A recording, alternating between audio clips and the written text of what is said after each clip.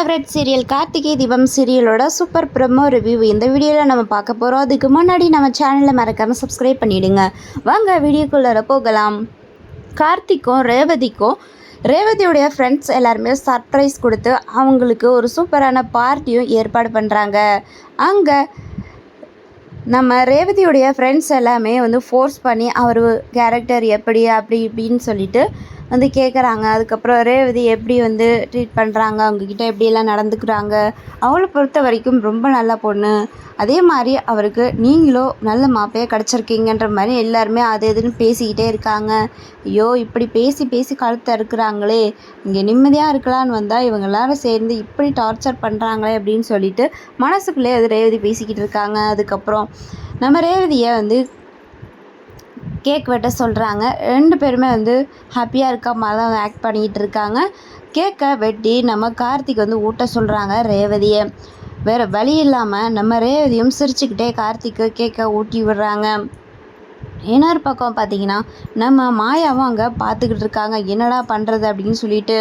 அப்போ தான் நம்ம கார்த்திக் ட்ரிங்க்ஸ் அதாவது ஜூஸ் கேட்குறாரு குடிக்கிற மாதிரி. அதுக்கப்புறம் அந்த ஒரு ஜூஸில் மாயா என்ன பண்ணாங்கன்னா இதுதான் சான்ஸ்டா அப்படின்னு அந்த ஒரு ஜூஸில் ஏதோ ஒரு மயக்க மருந்தை கலந்துடுறாங்க.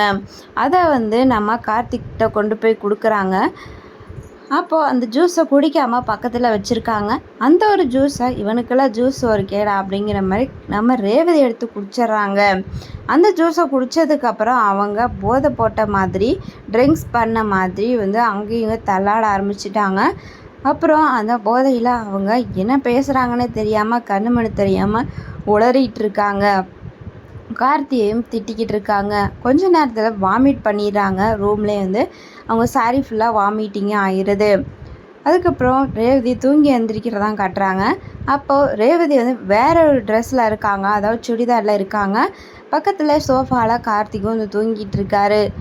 அவர் எந்திரிச்ச உடனே அவங்கள கண்ணா பின்னாடி திட்டிக்கிட்டு இருக்கிறாங்க. நான் அது பண்ணலை அப்படின்னு சொல்கிறாங்க கார்த்தியும். ஆனால் ரேவதி அது நம்பலை. கொஞ்ச நேரத்தில் வெளியிலேருந்து ஒரு லேடி வராங்க.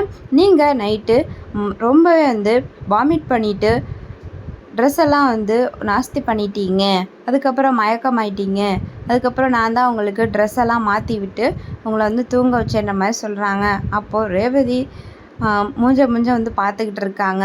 என்னடா இது, இவங்க தான் மாற்றி விட்டாங்களா, இவனை போய் திட்டோமே தேவையில்லாமல் அப்படின்னு சொல்லி யோசிச்சுக்கிட்டு இருக்காங்க. ஸோ இனிமேலாவது நம்ம கார்த்தியை ரேவதி புரிஞ்சுப்பாங்களா அப்படிங்கிறத நம்ம வெயிட் பண்ணி பார்க்கலாம். ஓகே ஃப்ரெண்ட்ஸ், தேங்க்ஸ் ஃபார் வாட்சிங்.